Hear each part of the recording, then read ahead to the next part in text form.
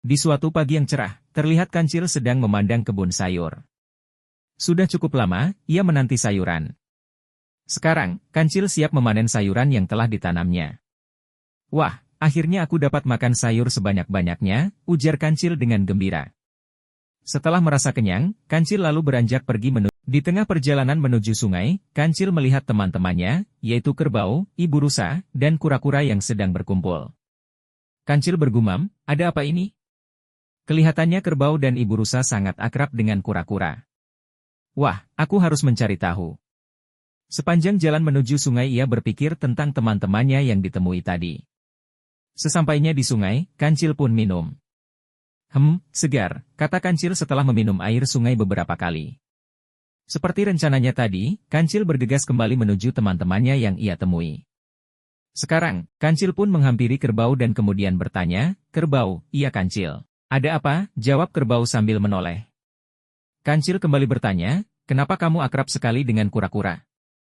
Mendengar pertanyaan dari Kancil, kerbau menjawab, "Karena dia sangat baik dan tidak sombong." "Benarkah?" timpal Kancil heran. "Iya, benar," kata kerbau meyakinkan. Baiklah. Aku mau cari buah dahulu," balas Kancil yang pergi meninggal. Kancil tidak percaya dengan perkataan kerbau. Ia akan bertanya lagi kepada ibu rusa tentang kura-kura. Setelah bertemu dengan ibu rusa, Kancil bertanya, "Ibu rusa, bolehkah aku bertanya sesuatu?" "Iya, silahkan," jawab ibu rusa pada Kancil. "Aku lihat, tadi engkau sangat akrab dengan kura-kura," tanya Kancil. "Iya, memang. Sebab kura-kura sangat baik." "Ada apa Kancil?" kata ibu rusa. Kancil merasa iri pada kura-kura sehingga ia memiliki niat jahat dan anak mencari kerbau serta ibu rusa untuk mengatakan sebuah kebohongan. Kemudian, Kancil bergegas menemui kerbau. "Kerbau. Gawat.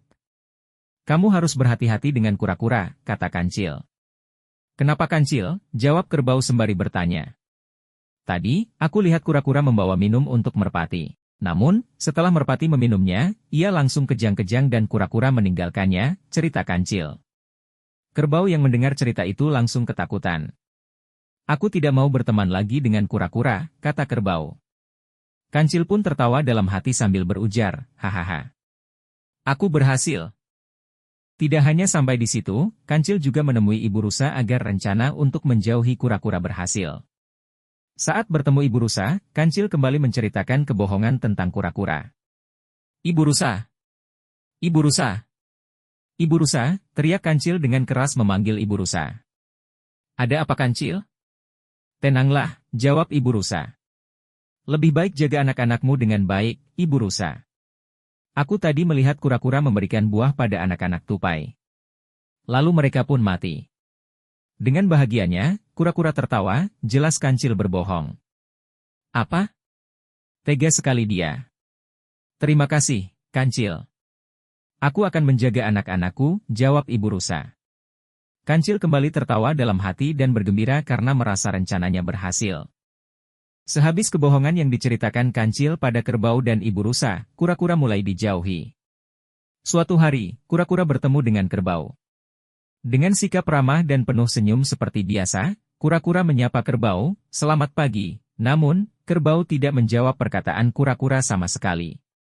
Lalu, kerbau langsung pergi meninggalkan kura-kura begitu saja. Kura-kura tidak merasa curiga. Ia kembali berjalan menyusuri hutan dan ketika bertemu ibu rusa, kura-kura kembali menyapa. "Selamat pagi, ibu rusa," kata kura-kura. Sama seperti kerbau, ibu rusa juga tidak menjawab sapaan si kura-kura. Ibu rusa lalu meninggalkan. Kura-kura mulai curiga dan bertanya, mengapa teman-temannya berubah menjadi tidak peduli. Bahkan, seolah-olah benci pada dirinya. Padahal, kura-kura tidak merasa melakukan kesalahan apapun. Ia tetap bersikap baik pada semua binatang. "Ada apa dengan teman-temanku? Kenapa semuanya menghindar?" kata kura-kura sedih. Ia pun berusaha mencari tahu dengan bertanya pada Kancil. Kura-kura lalu bergegas mencari Kancil. "Kancil," sapa kura-kura. "Hai kura-kura. Ada apa?" jawab Kancil. "Ada apa dengan teman-teman kita? Kenapa mereka semua menjauhiku?" tanya kura-kura penasaran.